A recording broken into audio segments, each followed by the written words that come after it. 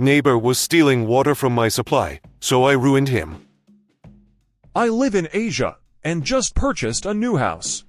Now, the previous owners were family friends who needed cash urgently and haven't been living in my country for nearly 3 years. So I got it for a great price in the middle of the capital city. The sale was finalized at the start of this month, and I moved in right after. The house was definitely a fixer-upper, as the previous owners had left mid-renovation and the main door was locked with just a padlock, not even a door lock. The house had no gate, meaning anyone could just walk right on in. The first day I moved in, someone's bike was parked in the garage. I just parked it on the road on the same day I had a gate installed. An angry man was knocking on my gate later, and I didn't bother answering, but through my window I could see him giving up and taking the bike after 15 minutes. So already, I wasn't digging the neighborhood. But I didn't have any incidents after that, aside from people not knowing that this was no longer an abandoned house, so my gate was blocked more often than never, but a no parking sign on my gate fixed that issue. Last week, I was having a shower in my bathroom, and I noticed my water pressure was lower than usual. I also heard my next-door neighbor's water pump going. Now this neighbor, an old guy, lived in a 3-storied house, the first being the lowest and the one he lived in. The other 2 floors were rented out to tenants. This guy wasn't happy about the house being sold and voiced many concerns to my friends, the previous owners. He was super angry about it, and my friends did warn me, but I'm a 6-foot guy with 3 dogs. No way he was doing anything, and yep, he didn't. So with this living situation, a water pump is needed to pump water to the tanks on the roof, since the public supply's pressure is not enough to get it up 3 stories. Now, I heard the water pump going, and immediately was suspicious. Sure, coincidences exist, but it wouldn't hurt to check it out.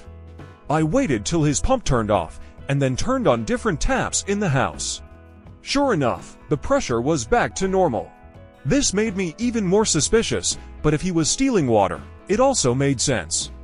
The water bills had been going up over the years. This house wasn't lived in, but the house also had some water leaks. So it was chalked up to that. Even if the bills were too high to be caused just by leaks, now it's starting to make sense. At some point in the last 3 years, this old miser thought he'd saved the cost of paying for water and waltzed into the property and is siphoning water from my lines. I couldn't find where exactly he was siphoning water from, but after checking my pressure multiple times, I was pretty sure. So I sat on it for a few days, thinking if I should confront him, go the legal path, or just let it be. Now, water in my country is very cheap. My total bill, even with washing 3 animals, a car every week, and watering my garden only costs like $5 per month, even with the neighbor also stealing some of it. But it wasn't about how much I was paying or who was paying for it. It's about entitled old people who think that they're deserving of using other people's resources without paying for it, and then getting away with it. It didn't sit right with me, and I really wanted to teach him a lesson. What I did was really simple. I just turned off my water from the mains. I wouldn't have to break into his property, nor would I be breaking any laws. It was the best way of getting back at him without needing to even lift a muscle. So on Monday, just 4 days ago, I waited till the pump flicked on and turned off the supply. Now, the way household tanks work in my country is that there's a ball valve in the tank which detects the level of water and turns on the pump.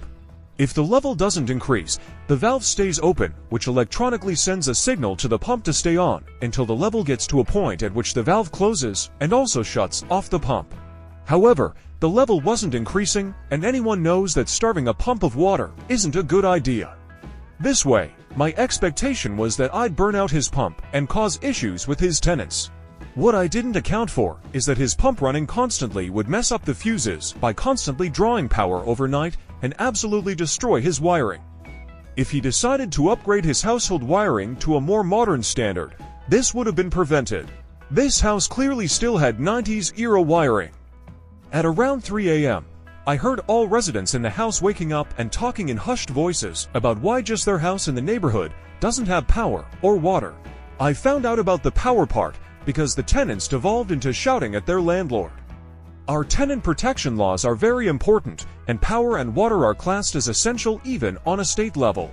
Cutting those services are grounds for lawsuits, unless due to weather or some other unavoidable reason. In this case, The landlord is responsible for keeping the house wiring up to date and in good condition, alongside the supply of water. So the tenants were not happy, and one of them immediately moved out 2 days later when it was informed that water and power will not be returning the very same day this happened. Both tenants in the 2 floors lodged a complaint with the police, and if a person is in clear breach of laws, the police have the authority to fine or penalize the person without a court judgment.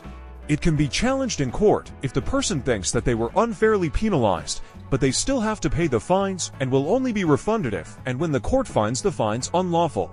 So now, the landlord lost both tenants and has to pay a fine of $500, which is a lot of money in our country.